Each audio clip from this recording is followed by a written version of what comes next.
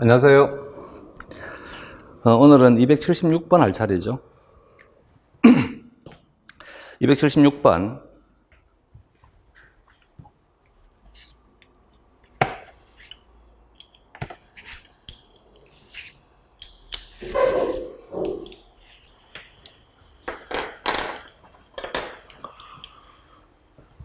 호르몬, 존비선 및 기능을 바르게 연결한 것은 1번 알도스테론. 알도스테론은 부신 피질에서 분비가 됩니다. 그리고 알도스테론은 신장에 작용을 해서 NaCl에 대한 재흡수를 조절하는 것이지,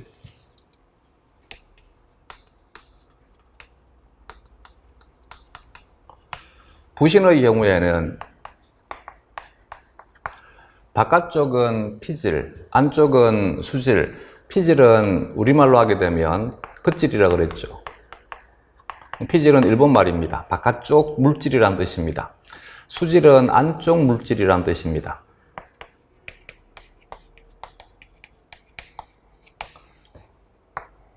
그래서 우리말로 번역을 할 때 수질은 속질이라고 번역을 하고 피질은 겉질이라고 번역을 합니다. 부신 피질에서 분비가 되는 호르몬이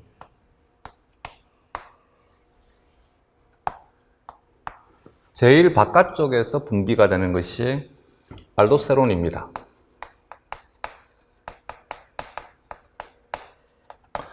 저번 시간에 얘기를 했듯이 알도스테론은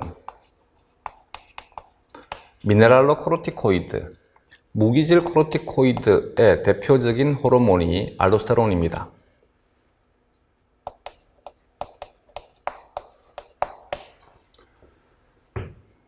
중간에서 분비가 되는 것이 코르티솔,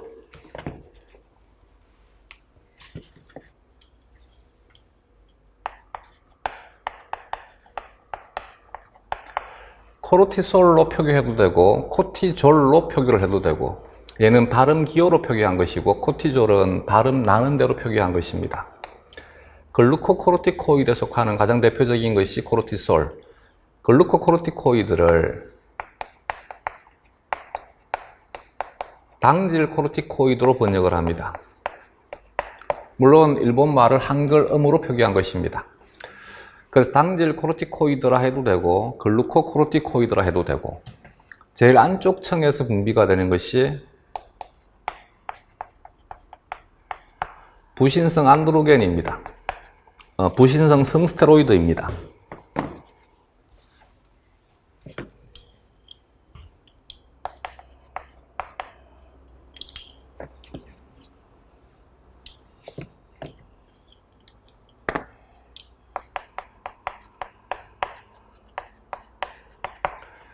부신성 성스테로이드는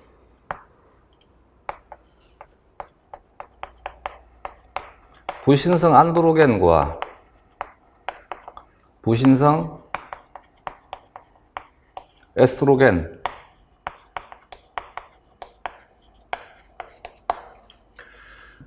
여기엔 이들은 전부 스테로이드성 호르몬들입니다. 알도스테론, 코르티졸, 그리고 부신성 안드로겐, 부신성 에스트로겐, 이들은 전부 스테로이드 호르몬들이다.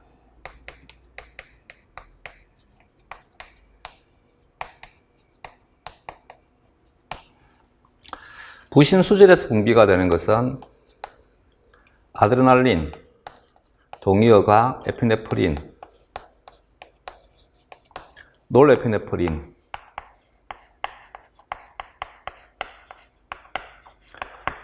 놀아드레날린. 에피네프린이 전체 분비량의 80% 이상을 차지하게 되고, 놀에피네프린은 대략 20% 정도를 차지합니다. 그래서 부신 수질에서 분비가 되는 호르몬에 대해서 한 단어만 선택을 한다면 에피네프린을 선택을 해야만 됩니다. 그러나 두 단어를 선택을 한다면 에피네프린, 놀에피네프린이 함께 분비가 되게 됩니다. 얘가 얘보다는 훨씬 더 많이 분비가 되게 된다. 알도스테론에 대해서는 부신 피질은 각각의 영역에 대해서 호르몬에 대한 수용체에 대한 농도가 차이가 있습니다. 그래서 제일 바깥쪽에 있는 부신피질 세포의 경우에는 안지오텐신2에 대한 수용체의 농도가 가장 높습니다. 그래서 안지오텐신2가 물론 이제 너무 많이 분비가 되게 되면 이건 정상적인 사람이 아닙니다. 비정상적인 경우에 안지오텐신2가 너무 많이 분비가 되게 되면 부신피질에서 모든 분비가 다 증가가 되게 됩니다. 그러나 정상적인 범주 내에서는 안지오텐신2가 부신피질을 자극하게 되면 알도스테론의 분비가 촉진되게 되고, 알도스테론은 표적기관이 신장에 작용을 합니다. 주된 표적기관이 원위세뇨관입니다. 물론 신장의, 이것도 마찬가지 피질이니까 긋질입니다. 신장 긋질의 집합관이라 해도 되고, 집합은 모인다는 뜻이지, 모이는 것은 집합, 모으는 것은 수집이라 합니다. 그래서 집합관이라 해도 되고 수집관이라 해도 됩니다. 피질부 집합관을 자극합니다. 여기도 마찬가지, 둘 중에서 한 단어를 선택을 한다라면 원위세뇨관을 선택을 해야만 됩니다. 원위세뇨관에서의 주된 기능이 나트륨과 염소이온의 재흡수를 촉진시킵니다.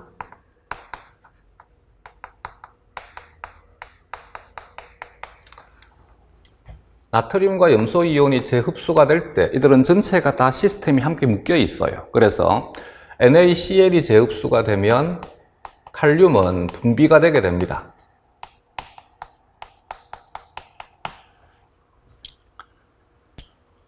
안지오텐신2는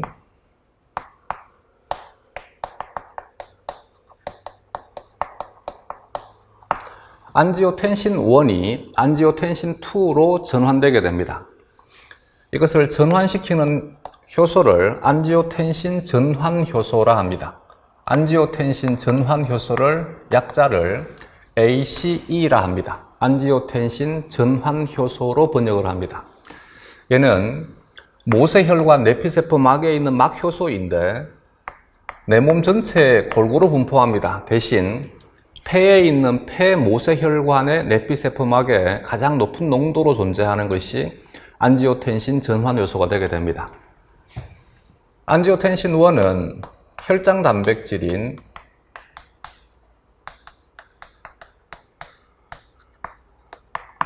안지오텐신 5겐이 변형이 되게 되면 안지오텐신 1이 되게 됩니다. 이때 안지오텐신 5겐을 안지오텐신 1으로 변형시키는 효소 이름이 레닌이라고 하는 효소입니다. 이 레닌은 효소인데도 불구하고 특이적으로 호르몬으로 취급되는 특이적인 분자입니다. 이 단백질은 효소인데 호르몬으로 취급합니다. 나중에 이 부분은 신장에서 다시 신장 생리학을 할 때 문제에서 다시 한 번 더 다루겠습니다. 부신피질 자극 호르몬 ACTH의 자극을 받게 되면 코티졸이 분비가 되게 됩니다. 그래서 안지오텐신2의 자극을 받으면 알도스테론, ACTH의 자극을 받으면 코티졸. 코티졸은 혈당을 증가시켜주는 호르몬입니다. 특히 포도당에 대한 생성 대사를 포도당 신생합성 혹은 당신생이라 합니다. 당신생합성을 촉진시킨다.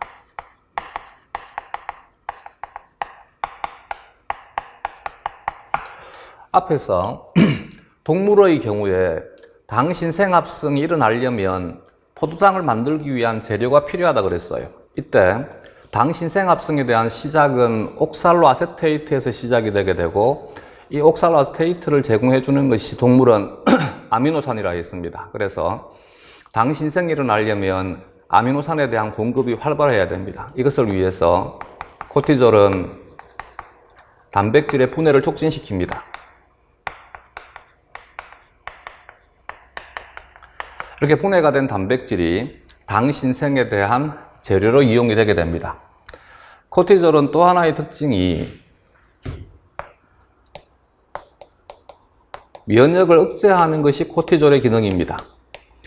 그래서 우리가 스트레스를 계속 지속적으로 받게 되면 분비되는 대표적인 호르몬이 코티졸입니다. 그렇기 때문에 스트레스가 많이 주어지게 되면 면역 기능이 필요 이상으로 저하가 되기 때문에 우리가 흔히 스트레스는 만병의 근원이라 합니다. 부신성 성스테로이드는 양이 너무 적기 때문에 정상적인 사람에서는 생리 활성에 크게 영향을 주지 않는 것이 부신성 성스테로이드가 됩니다.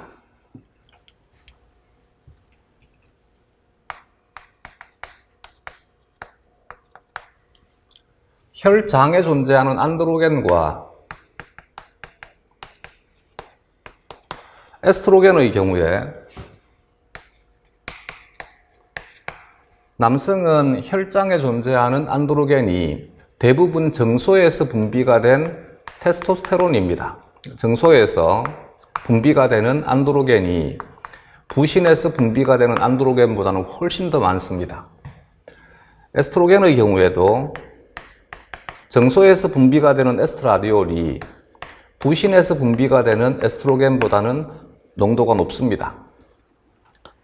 여성의 경우에는 난소에서 분비가 되는 에스트로겐인 에스트라디올이 부신에서 분비가 되는 에스트로겐에 비해서 농도가 훨씬 더 높습니다. 근데 특이적으로 여성의 경우에는 물론 양 자체는 이거보다 훨씬 적긴 하지만 즉 남성은 안드로겐이 에스트로겐보다 농도가 훨씬 더 높습니다. 여성의 경우에는 에스트로겐이 안드로겐보다 농도가 훨씬 더 높습니다. 근데 이 에스트로겐만 본다라면 여성은 부신에서 분비가 되는 것이 난소에서 분비가 되는 것보다 더 많습니다.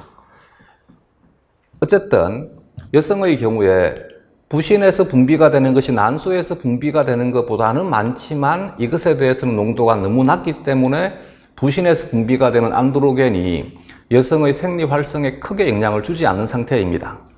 그렇기 때문에 이상이 생겨가지고 부신에서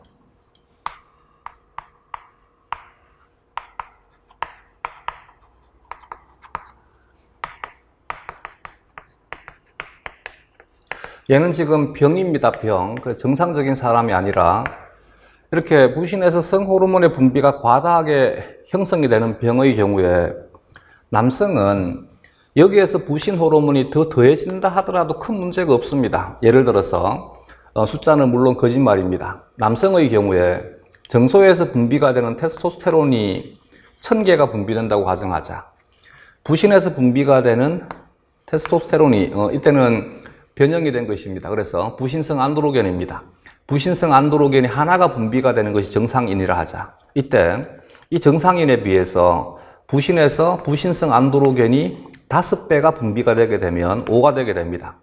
근데 전체 합에 대해서는 정상인은 1001인데 여기는 이 비정상인은 1005가 되게 되면 1001이나 1005나 큰 차이 없는 것이지. 그렇기 때문에 남성의 경우에는 부신에서 성호르몬이 많이 분비가 되더라도 큰 문제가 발생하지 않습니다. 이것 또한 마찬가지 논리입니다.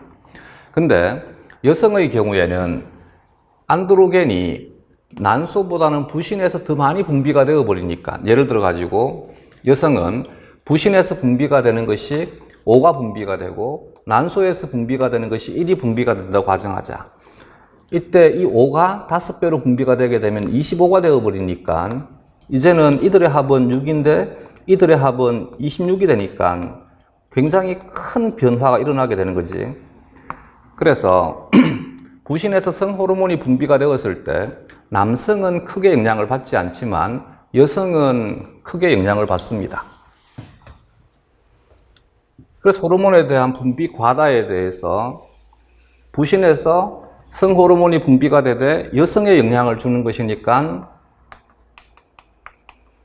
부신성 안드로겐이 너무 많이 분비가 되게 되면 여성의 경우에 신생아 시기에는 남성의 생식기가 자라게 됩니다. 남성의 외부 생식기, 성기가 발달하게 됩니다. 그래서 사람이 양성화되어 버립니다. 난소를 가지는데 남성의 성기를 가지는 특이적인 현상이 벌어지게 됩니다. 성인의 경우에는 남성화가 촉진되게 됩니다.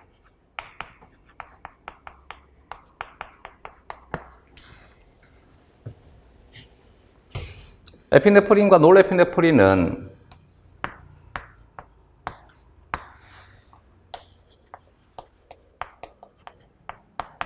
대사를 촉진시키고 대표적인 것이 간에 작용을 해서 간에서 글리코겐의 분해를 촉진시키고 지방 조직에 작용을 해서 지방의 분해를 촉진시킵니다. 또 하나는 싸움 도망 반응을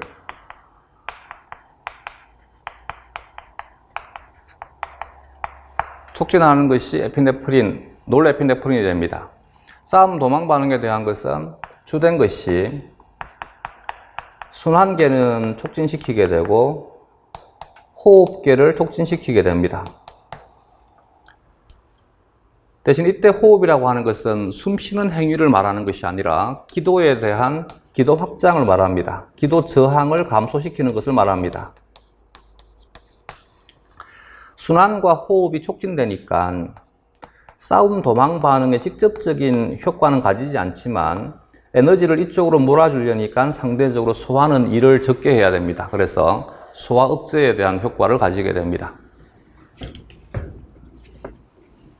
따라서 1번의 알도스테론에 대한 분비선은 참이지만 혈당 상승에 대한 효과는 없습니다. 그래서 1번은 옳지 않습니다. 2번에 있는 옥시토신에 대한 것은 이미 앞에서 정리한 것이지 뇌하수체 후엽에서 분비가 된다. 대신 조심해야 될 것이 분비선은 뇌하수체 후엽이지만 생성은 시상하부라 해야 됩니다. 기능이 자궁평활근의 수축을 촉진시키고 유선의 작용을 해서 접분비를 촉진시킨다 했습니다. 그래서 2번이 답이 되겠습니다. 3번에 칼시토닌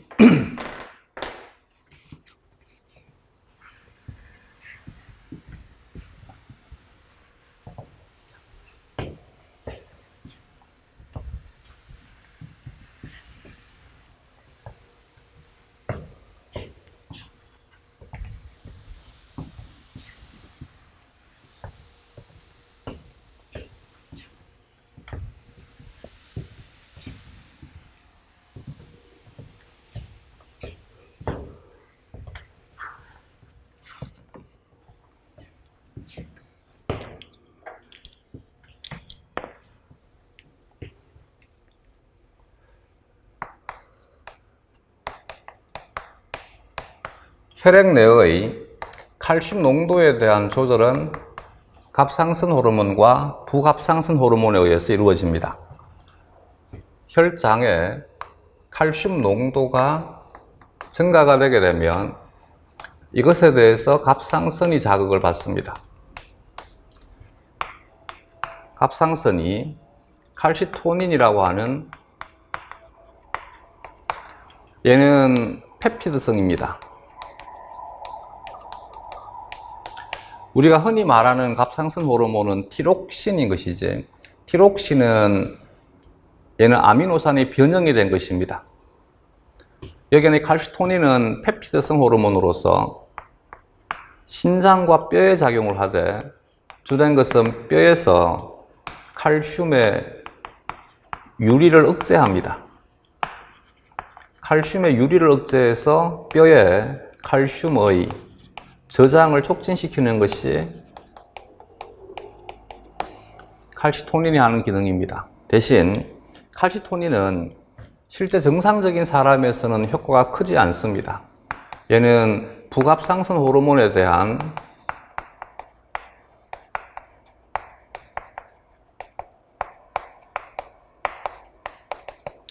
보조적인 역할을 수행합니다. 즉, 부갑상선 호르몬이 제대로 영향력을 가지지 못한 조건에서 칼시토닌이 도와주게 됩니다. 그래서 혈장의 칼슘에 대한 주된 농도 조절에 대한 것은 부갑상선 호르몬이 합니다. 혈장의 칼슘 농도가 떨어지게 되면 이것에 의해서 부갑상선이 자극을 받게 되고 부갑상선에서 부갑상선 호르몬이 분비가 되게 됩니다. 부갑상선 호르몬 또한 펩티드성 호르몬으로서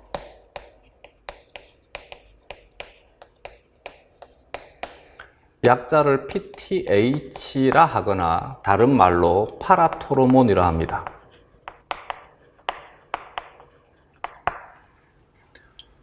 부갑상선 호르몬은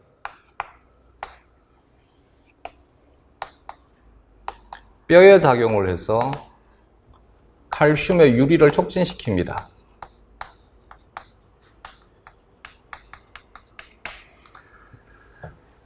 근데 실제 부갑상선 호르몬이 우리와 같은 정상적인 사람에서는 이 효과가 크지 않습니다. 왜냐하면 뼈의 칼슘 유리를 막아주는 것이 에스트로겐이 합니다.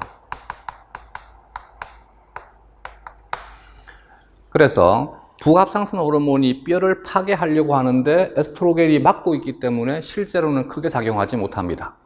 근데 부갑상선 호르몬이 그럼 크게 작용을 한다는 말은 이 사람은 정상적이지 않다는 뜻이지.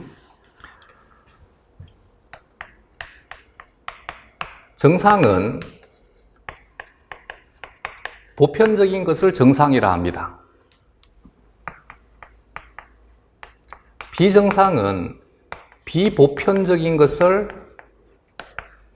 비정상이라 하고 개체에서 형태적인 생리적인 특징이 보편적인 정상 범위를 벗어나게 되면 우리가 이것을 병이라 합니다. 병. 그래서 지금 우리가 공부하고 있는 것은 병이 없는 사람의 가장 정상적인, 가장 보편적인 것에 대한 것을 배우고 있는 것이지 모든 사람이 이렇다를 배우는 것이 아닙니다.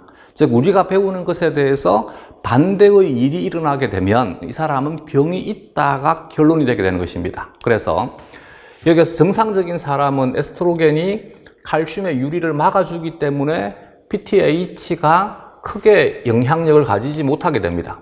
근데 어떤 사람은 부갑상선에 문제가 생겨가지고 문제가 생겼다가 시작점인 거지. 문제가 생겨가지고 PTH가 너무 많이 분비가 되게 돼. 그러면 이때는 칼슘의 유리가 너무 과잉으로 일어나니까 이것이 골다공증이 되게 됩니다. 골약화를 수반하게 됩니다. 또 예를 들게 되면 여성의 경우에 폐경기 이후가 되게 되면 여성은 에스트로겐의 분비가 급격히 감소하게 됩니다.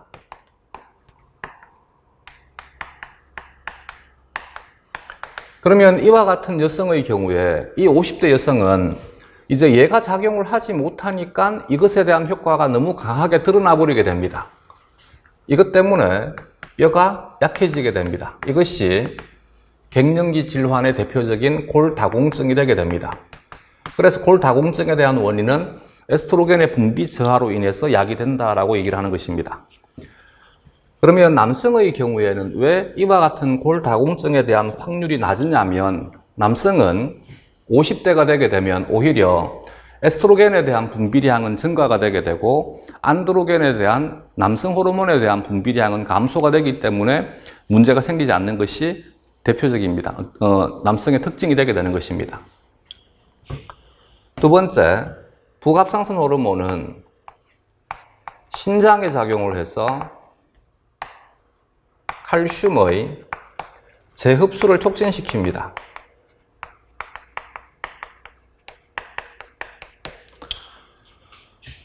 부갑상선 호르몬이 소장에도 작용은 하지만 소장의 부갑상선 호르몬에 대한 수용체가 농도가 너무 낮기 때문에 소장에 대한 직접적인 효과는 거의 없다라고 생각을 합니다.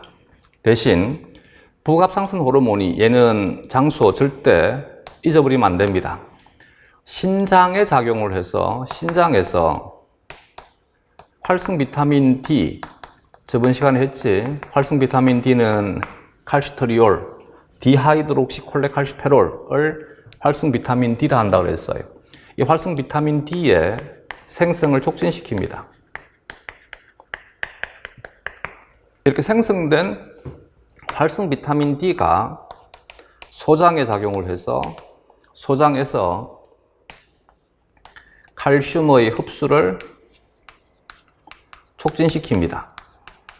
그래서 소장에 대한 효과는 PTH가 직접 작용하는 것이 아니라 활성 비타민 D를 통해서 작용을 하게 됩니다. 근데 이 PTH는 혈액 내의 칼슘 농도 조절에만 관여하는 것이 아니라 인산 농도에도 관여를 하게 됩니다. 뼈를 파괴하게 되면 뼈는 주된 성분이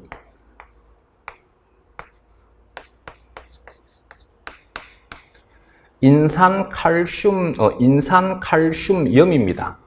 그래서 얘가 파괴가 되게 되면 3개의 칼슘 이온과 2개의 인산 이온이 생성이 되게 됩니다. 그래서 칼슘이 만들어질 때 인산도 같이 만들어집니다.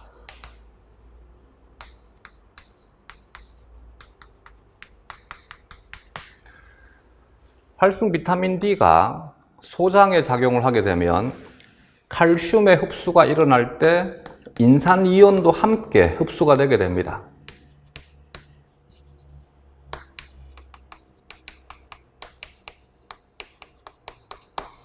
이 부분 조심해야 됩니다. 근데 신장에서는 PTH가 자극을 주면 칼슘은 재흡수가 되는데 인산이온은 재흡수가 억제가 됩니다. 그래서 배설량이 오히려 증가가 되게 됩니다. 여기에서는 같은 경향인데 여기에서는 반대 경향이다. 그러니까 헷갈리기 쉽지. 이 부분은 꼭 기억을 해 두시기 바랍니다. 따라서 칼치토닌이 부갑상선에서 분비가 되었다는 자체가 틀린 말이지. 갑상선에서 분비가 되게 되고 혈중 칼슘의 양을 감소시킨다. 여기에서 칼슘이 유리가 억제가 되고 이로 인해서 칼슘이 저장이 되게 되면 이것에 대한 효과는 혈액 내에 칼슘의 농도를 낮춘다. 앞에서 반응과 항상성에 대한 얘기는 한 적이 있습니다. 이것이 우리 몸에서 이루어지는 반응이 되게 되면 얘는 자극이 되겠지. 항상 자극과 반응에 대한 것은 반대 방향의 힘이다. 내 몸의 칼슘 농도가 높으니까 칼슘 농도를 낮추어서 정상으로 돌리려고 한다. 여기가 정상이면 혈장의 칼슘 농도가 높아지니까 이게 자극이다. 칼시토닌이 분비가 되어 가지고 칼슘의 농도를 낮춘다. 이것이 반응이다. 이로 인해서 우리는 일정한 조건, 안정 상태를 유지할 수 있다. 이게 항상성에 대한 개념입니다. 그래서 여기는 참인데 이것이 잘못되어 있습니다. 4번에 멜라토닌은 얘는 송과선이라고 하는 곳에서 분비가 되는 것이지 뇌하수체 전엽이 아니라 생체의 일주기 조절, 일주기 리듬에 관여하는 것이 멜라토닌이다. 이것은 옳은 설명이지만 분비하는 분비선에 대한 것이 잘못 표기되어 있습니다. 그래서 4번도 옳지 않다. 갑상선 자극 호르몬은 약자를 TSH라 하는 것이지 얘는 갑상선 자극 호르몬 글자만 봐도 갑상선을 자극한다는 말이니까 갑상선이 분비선이 아니라 표적기관이지. TSH를 분비하는 것은 뇌하수체 전엽이라 해야 되지. 뇌하수체 전엽이 분비선이다. 갑상선은 표적기관이다. 갑상선에 작용을 해서 갑상선 호르몬의 분비를 촉진시킨다. 이 부분이 잘못되어 있는 것이지. 답은 2번이 되겠습니다.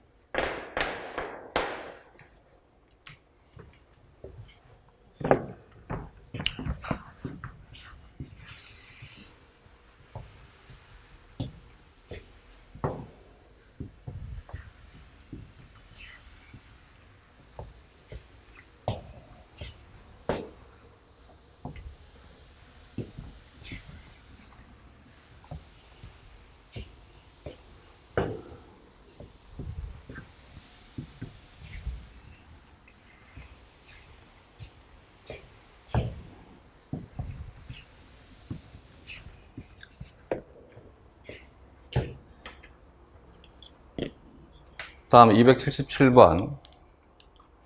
사람의 내분비샘이라 해도 되고 내분비선이라 해도 되고 내분비샘과 분비되는 호르몬의 연결이 옳지 않은 것은 뇌하수체 후엽에서 분비가 되는 것은 옥시토신과 바소프레신, 바소프레신의 동의어가 항이뇨 호르몬, 약자가 ADH, 칼시토닌은 갑상선 호르몬이지.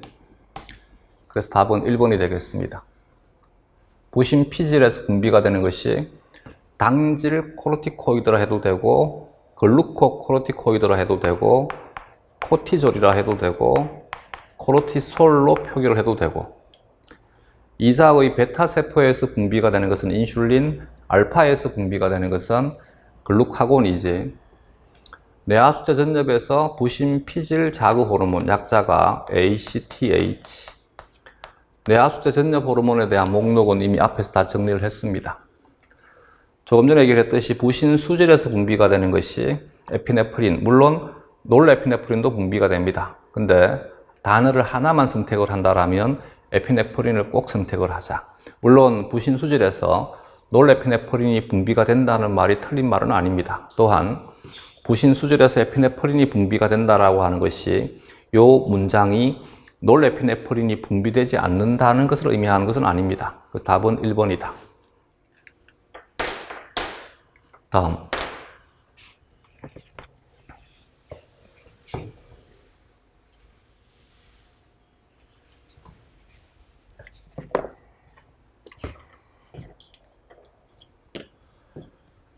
(278번) 아래 빈칸 A와 B에 적절한 것으로 작지어진 것은 자궁 수축 유선 세포 자극 조절자가 신경계가 되게 되면 얘는 옥시토신이겠지.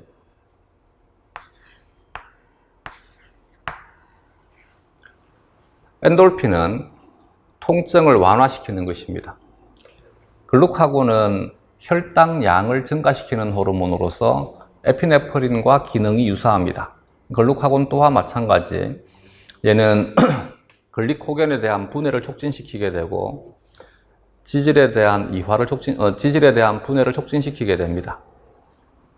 B의 경우에 얘는 혈액 내에 칼슘 농도를 올려주는 것이니까 칼슘 농도를 올린다는 말은 칼슘 농도가 낮은 것에 대해서 자극받는다. PTH가 되겠지. 칼슘 농도를 낮추는 것이 칼시토닌이지. 답은 1번이라 해야 됩니다. 다음.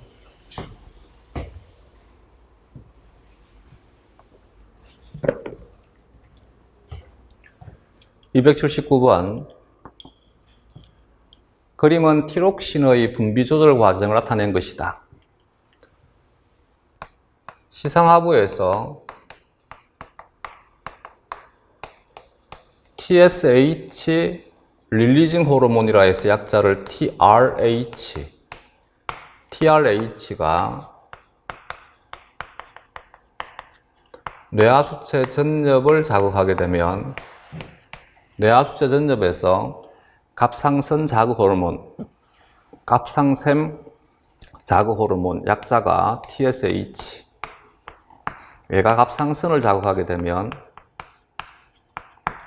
갑상선에서 분비가 되는 것이 티록신. 이 앞에서 그림으로 설명을 했죠. 얘는 요오드를 4개를 가지는 티로닌이라 해서 약자를 T4라 합니다. 요오드를 3개를 가진다 해서 트리 요오드 티로닌 T3라 합니다. 갑상선에서 분비가 되는 것은 주된 것은 티록신이 T3보다 훨씬 더 많이 분비가 되게 됩니다. 이 티록신이 음성 되먹임에 관여를 합니다. 얘가 TSH에 대한 분비를 억제하고 TRH에 대한 분비를 억제합니다. 반면 표적 기관에 작용을 해서 물질 대사를 촉진시키는 것은 얘는 표적 기관으로 이동하게 되면 표적 기관에서 T4가 T3로 전환되게 됩니다. 그래서 T3의 형태로 적게 분비가 되지만 표적 기관으로 이동을 해서 T4가 T3로 바뀝니다. 이렇게 바뀐 T3가 표적 기관에서 물질 대사를 촉진시키게 됩니다.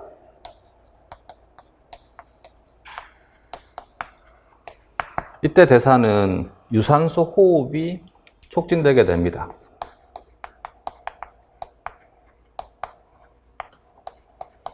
유산소 호흡이 촉진되니까 열 생성이 많아지게 되고, 열 생성이 많아지니까 체온이 높아지게 됩니다.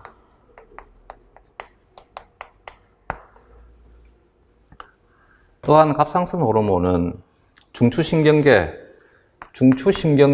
약자를 CNS라 합니다.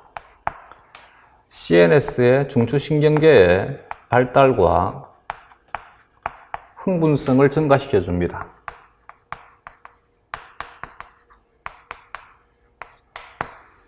이것이 대사 촉진과 그리고 중추신경계에 대한 효과가 되게 됩니다.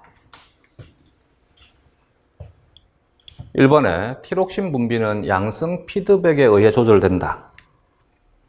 얘는 옳은 것을 고르는 것이지, 양성 피드백이 아니라 이와 같은 조절 기작을 음성 피드백이라 하는 것이지 음성 되먹임 조절이라 합니다. 혹은 음성 피드백이라 합니다. 그래서 1번은 옳지 않다. 갑상샘을 제거하면 혈액 내 티록신 농도가 증가한다. 갑상샘을 없애버리게 되면 티록신이 분비되지 못하니까 농도가 감소한다라고 해야 되겠지. 3번에 갑상샘 자극 호르몬 방출 호르몬 TRH는 티록신 분비를 억제한다. 얘가 TRH가 TSH의 분비를 증가시키면 티록신의 분비는 증가된다라고 해야 됩니다. 그래서 옳지 않다. 티록신이 과다 분비되면 갑상샘 자극 호르몬 분비가 억제된다. 얘가 과다하게 분비가 되게 되면 이들의 분비는 억제가 되게 된다. 이게 참이지. 5번에 정맥에 갑상샘 자극 호르몬을 투여하면 갑상샘 자극 호르몬 방출 호르몬의 분비가 증가한다. 변인이 얘를 강제로 투여했습니다. 얘가 투여가 되게 되면 티록신의 농도가 증가가 되게 됩니다. 티록신의 농도가 증가가 되게 되면 TRH의 농도는 감소한다라고 해야 되겠지. 여기가 시작점이야. 그래서 강제로 여기를 증가시키게 되면 이렇게 돌아서 얘는 억제가 되게 됩니다. 옳지 않다. 답은 4번이 되겠습니다.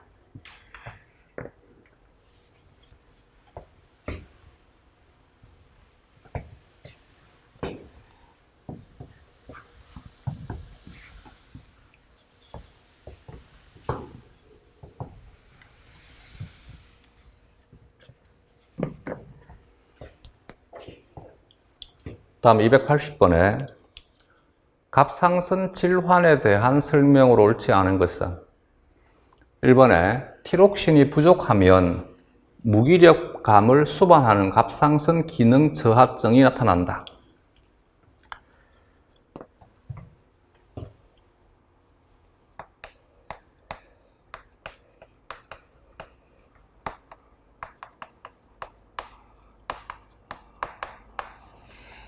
갑상선 호르몬인 티록신이 너무 적게 분비가 되는 질병을 갑상선 기능 저하라 합니다. 혹은 갑상선 기능 부전이라 합니다.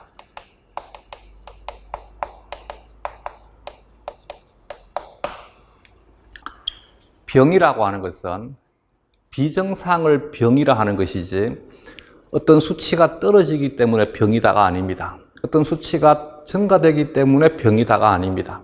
어떤 수치가 증가가 되더라도 병이 되게 되고 수치가 떨어지더라도 병이 되게 됩니다. 즉, 정상이 아니다가 병입니다. 그래서 여기에서 얘는 비정상적으로 분비가 저하되어 있다. 이 자체가 병입니다. 그래서 이와 같은 것은 분비가 저하가 될 때 어떻게 될 것이냐라고 하는 것은 얘에 대한 기능이 정상적으로 일어나지 못한다로 이해를 하면 됩니다. 조금 전에 티록신에 대한 기능이 대사율을 증가시킨다 그랬어요. 그러면 티록신이 정상적으로 분비되지 못하니까 대사율이 감소가 되는 것이 문제가 되게 됩니다. 대사율이 감소가 되니까 열 생성량이 줄어들게 되고, 열 생성이 감소가 되니까 정상인에 비해서 체온이 떨어지게 됩니다. 체온이 떨어지니까 이 사람들은 추위에 약합니다.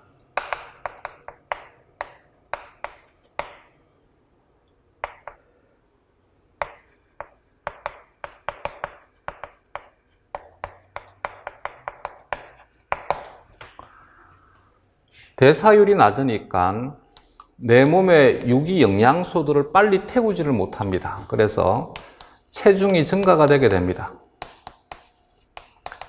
중추신경계에 대한 흥분성이 떨어지니까 반응이 둔해지게 됩니다. 이때 반응이 둔한 것은 신체적인 것도 둔하고 정신적인 것도 둔합니다. 생각도 느려지게 되고 몸도 둔해지게 됩니다. 이것이 갑상선 기능 저하, 갑상선 기능 부전에 대한 특징이 되게 됩니다. 무기력감, 둔해진다. 참이다. 두 번째, 식이성 갑상선 종은 요오드가 많이 함유된 음식을 섭취해서 예방할 수 있다. 갑상선 기능 저하에 대한 원인이 식이를 통해서 요오드를 제대로 먹지 못했을 때 요오드의 결핍, 요오드가 결핍이 되니까 갑상선에서 갑상선 호르몬을 정상적으로 생성하지 못합니다. 갑상선 호르몬에 대한 재료가 아요다이드이기 때문에 갑상선에 대한 농도가 감소가 되니까 갑상선 기능 저하가 되게 됩니다.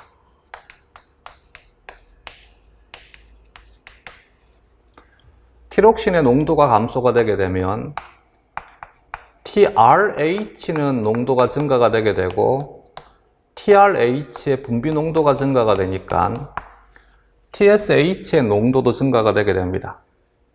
이 TSH가 하는 기능이 하나는 갑상선을 자극을 해서 티록신의 분비를 증가시키고 하나는 갑상선 세포의 분열을 촉진시킵니다. 갑상선의 성장을 촉진시킵니다.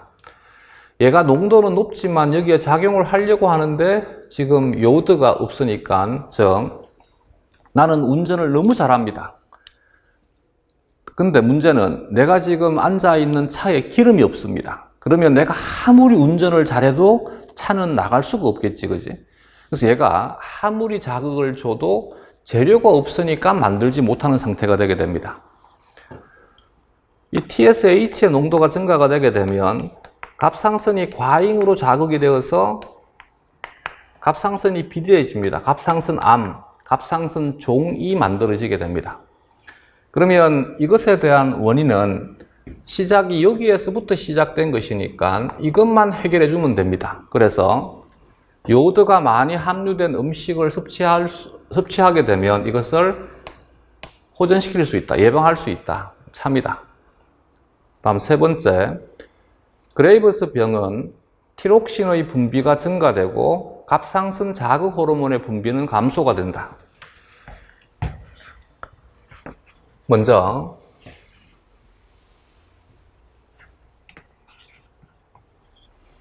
이것이 갑상선 기능 저하에 대한 특징이면 필요 이상으로 티록신의 분비가 과다하게 일어나는 것을 갑상선 기능 항진이라 합니다.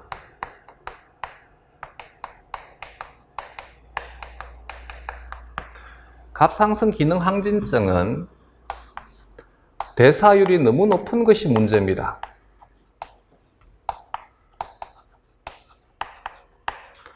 대사율이 너무 높으니까 이 사람들은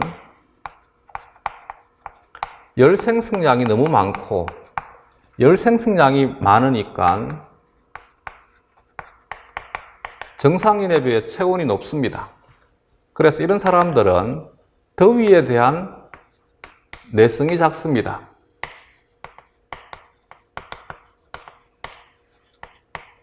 더위를 잘 탑니다. 더위에 약합니다. 체온이 필요 이상으로 높으니까 내 몸의 항상성은 체온을 낮추려고 합니다. 이때 체온을 낮추는 주된 방법이 땀 분비입니다. 그래서 정상인에 비해서 땀을 굉장히 많이 흘립니다. 유기물을 빨리빨리 태워버리니까 체중이 감소하게 됩니다. 야위어지게 됩니다. 중추신경계에 대한 흥분성이 강해지니까 사람이 매우 신경질적이 되게 됩니다. 이것이 갑상선 기능 항진에 대한 특징이 되게 됩니다. 갑상선 기능 항진 중에 대표적인 것이 그레이버스 병이라고 하는 것이 있습니다.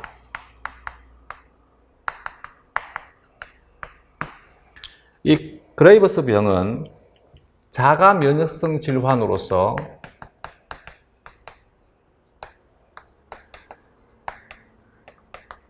내가 만든 항체로 인해서 내 몸이 손상되는 질병을 자가 면역성 질환이라 합니다. 그레이버스병 환자는 항-TSH 수용체라고 하는 항체를 만듭니다. 이 항체가 하는 기능이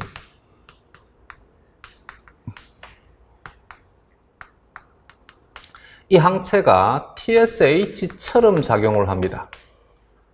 그래서 항-TSH 수용체라고 하는 항체가 갑상선을 자극하게 되면 갑상선의 TSH 수용체에 결합을 해서 갑상선 호르몬인 티록신의 분비를 증가시켜 줍니다. 티록신의 분비가 증가가 되니까 갑상선 기능 항진 상태가 됩니다. 또한 얘가 TSH처럼 작용을 하니까 갑상선이 비대해집니다. 갑상선 암, 갑상선 종이 형성이 되게 됩니다. 음성 되먹임에 의해서 티록신의 농도가 높으니까 TRH의 농도는 낮아지게 되고 TSH의 분비 농도도 낮아지게 됩니다. 얘는 특이적으로 TSH는 농도가 낮은데도 불구하고 TSH처럼 작용할 수 있는 항체 때문에 갑상선 종이 형성이 되게 됩니다. 그래서 그레이버스 병은 티록신의 분비가 증가가 되고 갑상선 자극 호르몬의 분비는 감소가 된다 참이다. 그레이버스 병만의 독특한 특징이 안구 돌출증입니다. 안구가 튀어나옵니다. 4번에 티록신의 양이 적어지면 갑상선 자극 호르몬의 분비가 감소되어 티록신의 양이 적어지게 되면 갑상선 자극 호르몬의 분비가 감소가 되는 것이 아니라 음성 되먹임 때문에 증가가 되게 되는 것이지. 그래서 갑상선 종이 발생한다라고 해야 됩니다. 답은 4번이 되겠습니다. 티록신의 과다 분비가 일어나는 갑상선 기능 항진증은 체중이 감소하고 땀 분비가 증가가 된다. 참이 되겠지. 답은 4번이다.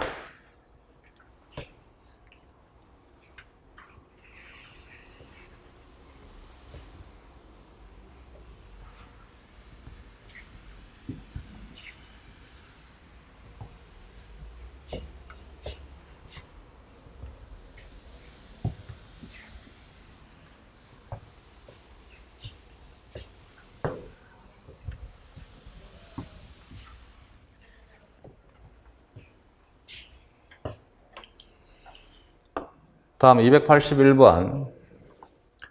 다음은 혈중 칼슘 수준을 일정하게 유지하는 기작을 모식화한 그림이다. 기억에서 리얼로 옳은 것은 혈중 칼슘 농도가 감소가 된다. 반응이지. 반응과 자극은 정반대의 힘이다. 그러면 기억에 들어가는 것은 칼슘의 농도가 높다가 되겠지. 칼슘의 농도가 높을 때 작용을 해서 칼슘의 농도를 감소시키는 호르몬은 칼시토닌이지.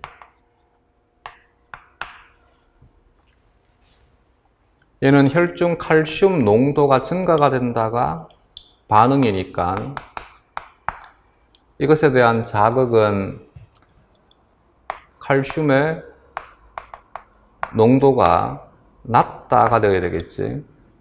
칼슘의 농도가 낮을 때 분비가 되는 것이 부갑상선 호르몬입니다.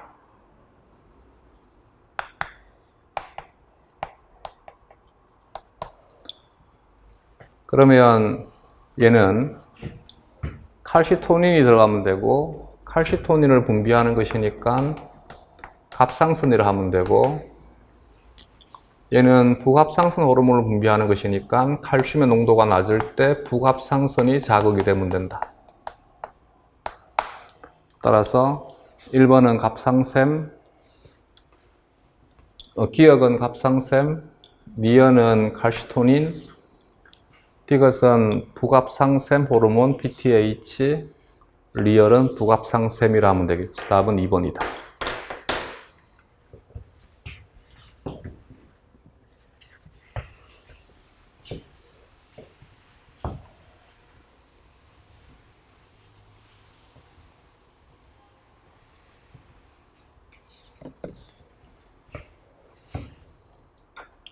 다음 282번.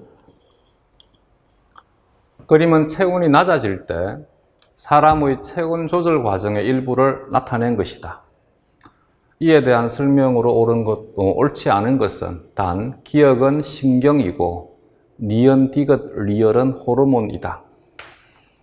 잇모근과 혈관을 수축시켜주는 것은 추울 때 교감이 하는 기능이지.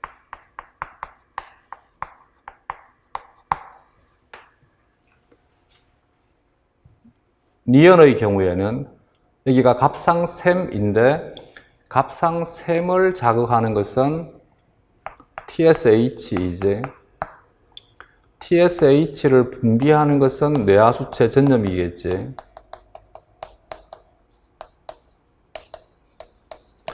뇌하수체 전염을 자극하는 것은 TRH가 되겠지. 갑상샘에서 분비가 되는 것은 티록신이겠지. 티록신이 T3로 바뀌어서 물질 대사를 촉진시키게 됩니다. 1번에 간은 뇌하수체 전엽이다. 니깐 참이 되겠지. 기억은 교감신경이다. 니깐 참이 되겠지. 3번에 디귿은 갑상샘 자극 호르몬이다. 니깐 참이 되겠지. 4번에 리얼이 증가하면 니은의 분비도 증가한다. 리얼이 증가가 되게 되면 얘는 이것의 분비를 억제하고 이것의 분비를 억제한다라고 해야 되겠지. 그래서 답은 4번이다가 되겠습니다. 283번부터는 좀 끊었다 가자.